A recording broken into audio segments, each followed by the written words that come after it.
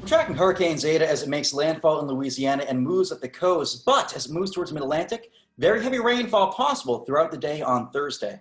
Some places could see almost a month's worth of rain with 2 to 3 inches widespread and a few topping that. DC is looking at 2 to 3 inches as well, coming in multiple waves during the day on Thursday.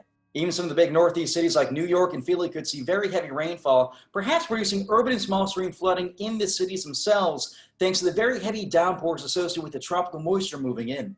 The secret to the heavy rainfall is two strong systems combining near the eastern seaboard. The first, a plume of mid-level spin over the Great Plains that just produced a significant ice storm in Oklahoma, knocking out power to 300,000 people.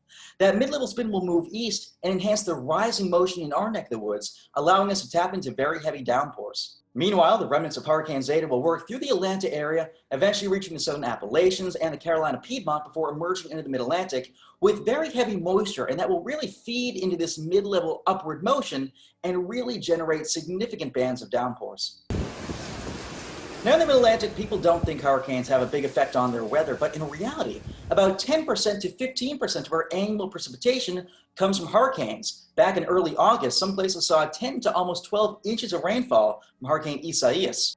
Now this hurricane season has been gangbusters, off the charts. 27 named storms so far, one more and we tie the record set back in 2005. Two more, which will likely happen, and we beat it. Unprecedented to see so many storms by this point in the year. The big hotspot for hurricanes this season has been the Gulf Coast, specifically Louisiana, which has seen 5 named storms and 3 hurricanes make landfall. First we had Laura, Category 4 back at the beginning of September, which caused widespread damage to Lake Charles. And then again, we had Hurricane Delta towards the middle of October. Now they're cleaning up from Hurricane Zeta.